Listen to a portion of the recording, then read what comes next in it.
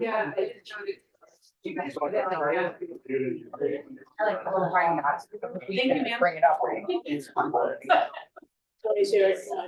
read especially for all.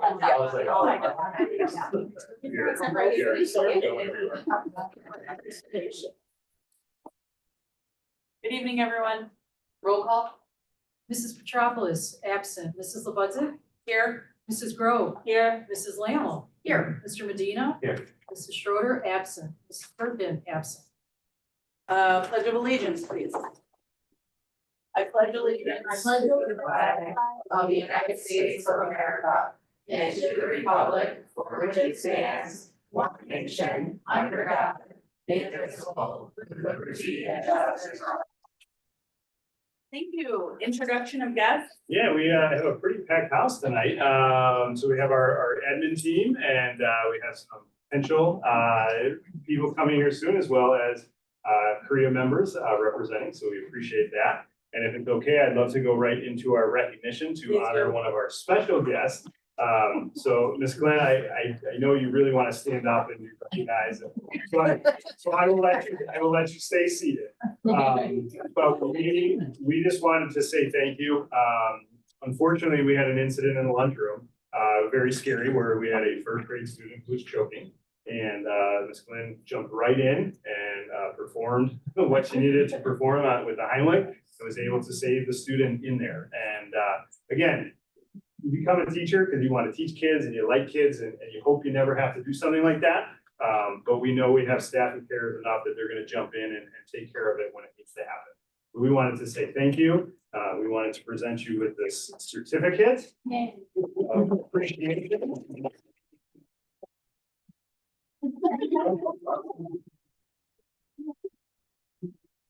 So, it's better with Valentine's Day, you better not be only flower bag. I'll hold it for you. So, well, thank you so much for always doing what our kids need. We really appreciate it. And we'd love it if you stayed the whole time, but if you don't want to, you don't. Thank you. And I have to say, I had a great team of lunch supervisors along, and Mrs. Hughes, Ms. Kulos, Mrs. Lynch, Jen, I think Jen's last name at the moment, and they radioed Katie Lambrecht, the nurse came running in. Mr. Burke came running in, and at that point, that's when I went. Yeah. Well, thanks for being the first one. I think and Katie also ran in, but by that time I was ready. Well, we appreciate it very much. Thank you so much. Thank you. All right, now on to Nada's. Thank you. Now the boring stuff. 3.0, approval of the consent agenda, minutes of the January 13th meeting opened. Minutes of the January 13th meeting closed, minutes of the January 27th study session, including financial reports, payroll, and all the Eisenhower cooperative fun stuff. Can I have a motion, please? I'll make a motion. Second. Mr. Medina? Aye. Mrs. Lammle? Aye. Mrs. Grove? Aye. And Mrs. Lebudzic? Aye. 4.0 superintendent's report. All right, well, welcome everyone. Feels like it's been a while since we've been in this room for a meeting. We've had it in some of the bigger rooms, so it's nice to have that little cozy feel again. But this week for PTA, we do have a pretty big event. It is the annual bingo night on Thursday night. It's going to be over at Ridge Central from 5 to 7. I know they've got some good prizes. I know they also have a lot of those winter hats that they've been trying to sell, so I have a feeling those are going to be some prizes for that. So it's supposed to get cold again, so come on out and win a hat. Enrollment report. We are down one student from last month. We are still up 51 students from this time last year. So we are at 1,547 students. We've stayed pretty on an even keel throughout the year after we had that initial jump. For vacant positions and possible staffing needs, right now we're aware of all those who are planning on retiring. So we've already posted and started looking at those applicants, as well as some admin positions that we need. So we're kind of knee deep into those interviews. And it's always nice to get a jump on those. I feel like you can get some pretty good staff out there when you're not having to do it in July and August. So we just kind of keep going through. I know the admin has been very busy with that. 4.4 for the board, the statement of economic interest. Again, Lori has submitted kind of all the information that has been needed to be done. We still haven't seen anything, which means you have not either, most likely, but as soon as we get an email, we'll kind of make sure you get a blast out there so you know to be looking at it and just take care of that.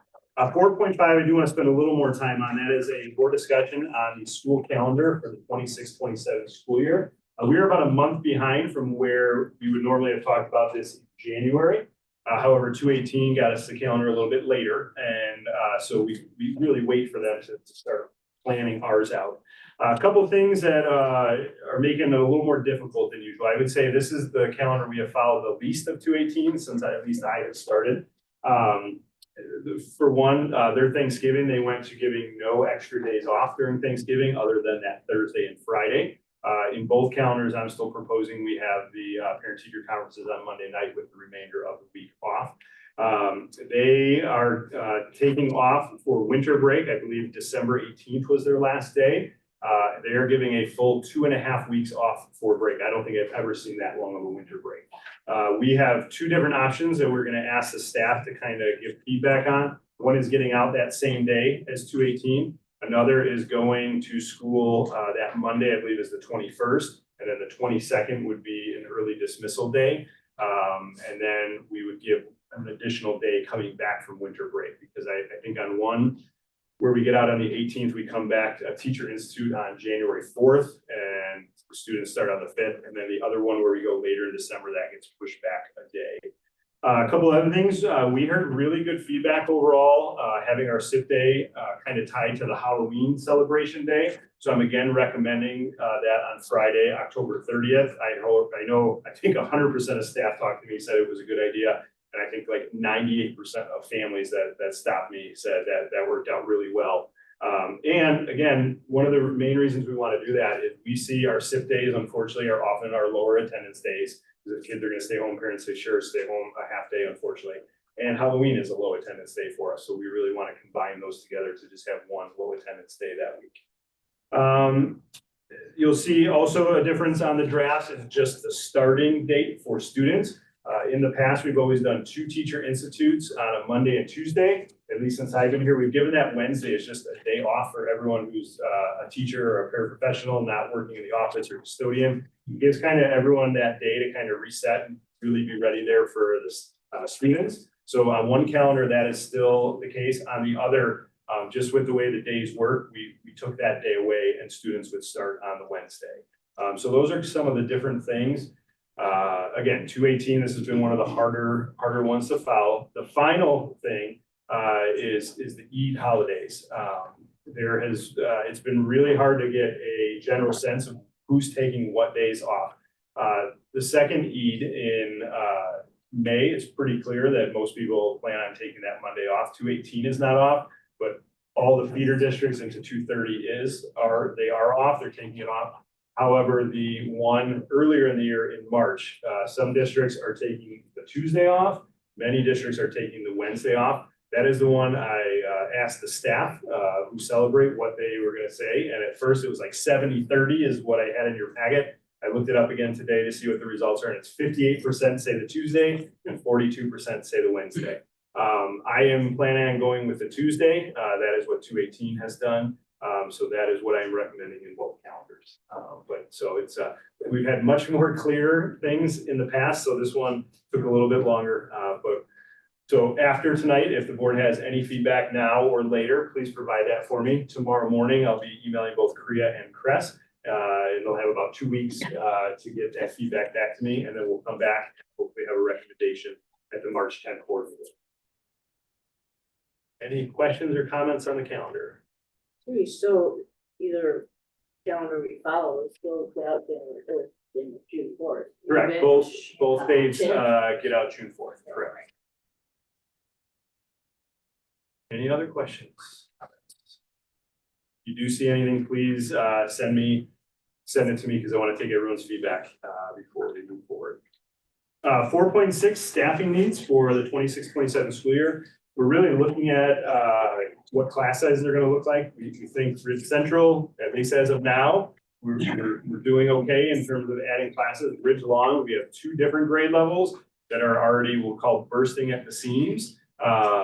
We do know that that can change as the year goes on, but we're trying to figure out a couple different planning. The one thing is just finding the space, which we do think we'd be able to do, but we're at that point in the schedule now that it is so jam-packed that like adding an additional PE class or an additional art class is going to be problematic in the schedule with the staffing that we have. So that's something we're going to watch very closely over the next couple weeks. Special ed is also an area we're always kind of watching and checking our programming. So we anticipate to have a little bit more information for the board in March of exactly where we're looking. 4.7 summer band camp. This is one I'm very excited about. Mr. Kelly, our band director, came to Megan and I asking if there's a possibility for us to have a summer band camp for students. And we said, that sounds like a great idea. I think he kind of, when we were talking summer school, it kind of sparked it. We talked with him. We would really like to see this live outside of summer school. We think it's something that needs to just be separate and be happening all the time. And he's really looking at possibly 2 staff members, one to work with like woodwinds and percussion, the other to work with brass. He's got a whole presentation that I included in the packet. We would not look at providing bus transportation for this. Parents already drive their students to band every morning. And again, we want to keep it outside of summer school. It would be for incoming 6th through 8th graders. And there's a lot of kids in band who would qualify. We hope that they would want to do that. We've had a conversation with him of trying to, at the end, have some type of little performance for the families, just to kind of keep them incentivized and the parents can see the progress that they have made. I'm not asking the board to approve anything tonight, but I wanted to present it. And we will be looking to approve that at the next meeting so that he can get that out to his students and their families. Yes. So he was talking about 2 teachers total. I'm assuming that one of them is him. Yes. Okay, does he already have somebody in mind for the second teacher? I believe he does. We're just kind of looking at everything right now. We would have to come up with a stipend amount, and if people wanted to interview for that, it's something we would still need to open up to everyone. But that's what we're. Because it's kind of narrow. Yeah. You know what I mean? It's kind of, it's good to have a great idea, but if you don't have a second person. Yeah, and I will say, just knowing, like watching other districts, they all band directors seem to know each other. Yeah. And they all seem to like, yeah, I'll do yours for this much, and like so they have a very tight knit group that they usually talk to. Yeah, so good question. Has he said that the other staff person would be outside of the district? He has not. No, he has not. Any other questions on this one? Great. Finally, 4.8, we continue to receive more FOIA requests in the last couple of months than in for 6 years here. We are not the only district. This is happening statewide. It's happening at the village. Yeah, it's AI is a big part of it, but it is just continuing to go. So we received a FOIA request from CT Mills on January 13th. We answered it on the same day. Bill Meyer, January 16th, answered January 20th. Max Bingington of Judiciary LLC. His first series was received January 30th. It will be by Tuesday. There was so much in that when we had to ask for an extension. And then Michael Henry received on February 5th and answered on February 5th. So that is. Is there, these AI ones, do you have to like ask them if they are AI? So if you can tell that they are AI, you're able to ask them if it's a real person. They recommend like saying, hey, can you call me? Because like they have automatic responses from AI that yes, I'm a real person. The law is trying to keep up, and that law is just since January 1st that you can actually like ask if it's a real person. Well, we haven't seen that yet. All of these we believe are real, but because AI can create the FOIA for them, people are so much more likely to send it now because they just click, write me a FOIA for this, and then just hit send.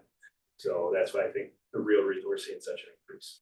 And we have asked a couple of people, we have asked at the village about if we need a call to, and a lot of them, like we've been ghosted, like they're done, so. Yeah, As far as they're concerned, if nothing, comes from it, that is, the other thing that we found, I don't know if it's with you, but a lot of stuff that they're asking for, it's like, dude, it's on the website. So literally, like, the emails that are going back are links to, like, there's where the contract is, instead of us scanning this huge contract, it's already loaded to the website or whatever. Yeah, unfortunately for us, some of these are hundreds and hundreds of pages that have to be redacted, so it's, we have not been that lucky yet. So, yeah. All right, I'm gonna turn it over to Megan for her curriculum director report. So 5.1, an update on the summer exploration program. So the staff interest forms were due at the end of January, and I am very excited to share that we have over 30 staff members that have entered in a class interest option that they would like to host. We also received a lot of great feedback from staff about their excitement about this new program that the district is offering for our students. They are excited about the challenge that it has offered them to come up with these ideas outside of their classrooms. They've come up with great variety of hands-on learning experiences. We have science and arts and movement, wellness and fitness and social emotional learning, acting classes and Spanish classes. So there's just such a variety, and it really is well-rounded on collaboration and creativity and exploration and experiences. So they're all excited and I'm excited. I think, like I said, over 30 submissions. Unfortunately, we won't, as you all know, be able to accept all 30 of those. So that's where the planning continues on our part as a district. But Dr. Thorns, Kathy and I did sit down, and we are going to be offering transportation to all of the students that do sign up that qualify for busing. The summer exploration program will be hosted at Bridge Central. So any of those students that are within that busing, you know, for those parameters, then we would be offering that to them. And then we would also like to charge each child a $30 participation fee. That $30 would go towards material supplies that the staff had already put in with their interests. So not only sharing the title and an explanation of what they would like to host, but also what types of materials and supplies that they would need that the district would be providing for them. So that $30 would go towards that. Also hopefully securing that child's spot in that program, and then increasing attendance and participation throughout the whole session. So later on in the meeting, we are going to ask the board to approve that $30 participation fee for that summer exploration program. And then next steps, like I had said, is just starting to begin that detailed work on communication to the staff on whose forms have been accepted, whose applications have been accepted for that programming. And then starting to communicate to the families, and that will start to happen over spring or early to late spring as we start moving forward. Yes. Are these gonna be 1 4-week session or 2 2-week session? It's 2 2-week sessions. And the reason why we did that is to provide more opportunities for more students. So the first session will be 6 days. It'll be right after school lets out that following week. Tuesday, Wednesday, Thursday, Tuesday, Wednesday, Thursday, and then session B, we're calling it right now, will be the last 2 weeks in June up till July 2nd for the next following 6 days. And students who do A can't do B. That's correct. And then students will choose 2 classes to attend. So for example, students, when they sign up, they'll be able to choose art and science, and they'll switch halfway throughout the session. So from 8 to 9:30, they'll go to science. And then from 9:30 to 11, they'll go to art, or whatever combination of the classes that they choose that we're able to offer. It'll still be 30 per student, not per session? That's correct. It's 30 for the session for both classes, not per class. I think having that $30 is a good idea, because when people have skin in the game, they tend to show up. Yes. And then you will have students who want to be there, and hopefully parents ask, you know, are you sure you want to? You know, so that would be good. Any other questions? And I do not have another. Okay. Okay, Kathy, you're up. The fun stuff. There's one item for me as well. Okay, hard to believe we're talking school fees for next year, because our registration is right around the corner. And currently we charge $120 for a kindergarten through 5th grade student. And we charge $130 for our junior high kids. Our pre-Kers are free, and children, if you have a family of 4 or more, pay for the first 3, and then 4th and more are as well. And we are recommending the board to approve those fees as is for the next school year. And we also would like to offer our students the discounted fee of $30 to encourage our families to register early and also to enjoy that savings. They can enjoy the savings and put it towards summer camps. Yes, they can. Register early. Yes, Look at it. they can. Almost like a logo. So that's a mouth. Limited. Like that. When is early registration? The dates are not set yet, but it's usually a few week window prior to. Will there be closed cash? I don't know, but the BOGO we could probably work with. Any other questions on that? That's all I have. Thank you. Thank you. 7.0 old business. 7.1 potential board action to adopt or post policy for a second reading. Yes, I'm recommending that we adopt these policies. They are just in response to the contract updates that we needed to have. So recommend that we approve them tonight. I'll make a motion to approve them. Second. Mr. Medina. Aye. Mrs. Grove. Aye. Mrs. Lammle. Aye. And Mrs. Lebuddzy. Aye. Wait, Okay. Okay, 7.2, is there another? 8.0 new business. 8.1 potential board action to approve school fees for the school year 2026-2027. No change. K through 5 will be 120. Grades 6 through 8 will be 130. Both are discounted at $30 for early registration. Make a motion? Mrs. Grove. Aye. Mrs. Lammle. Aye. Mr. Medina. Aye. Mrs. Lebuddzy. Aye. 8.2 potential board action to approve summer school 2025-2026 fees at $30. A second. Mrs. Lammle. Aye. Mrs. Grove. Aye. Mr. Medina. Aye. Mrs. Lebuddzy. Aye. 8.3 other. 9.0 any meeting reports. 10.0 informational. 11.0 opportunity for visitors to speak.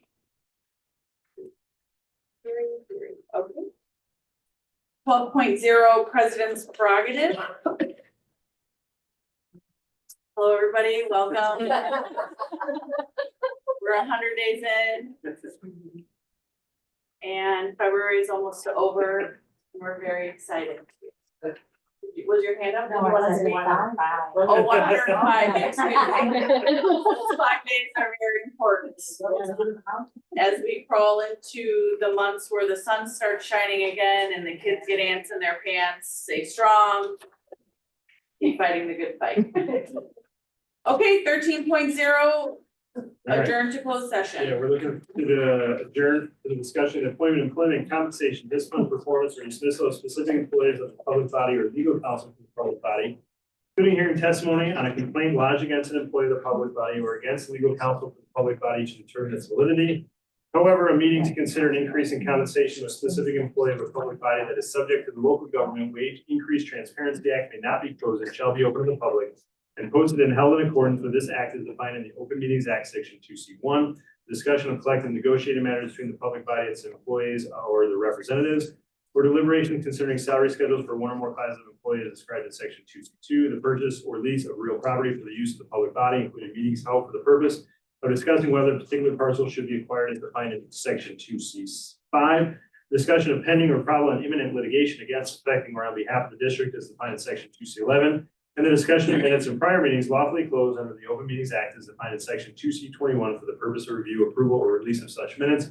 There will be no security discussion or student discipline discussion during this closed session. May I have a motion, please? I'll make a motion. Mrs. Grove. Aye. Mr. Medina. Aye. Mrs. Lammle. Aye. And Mrs. Lebuddzy. Aye. Thank you, everyone. Thanks, Sherry.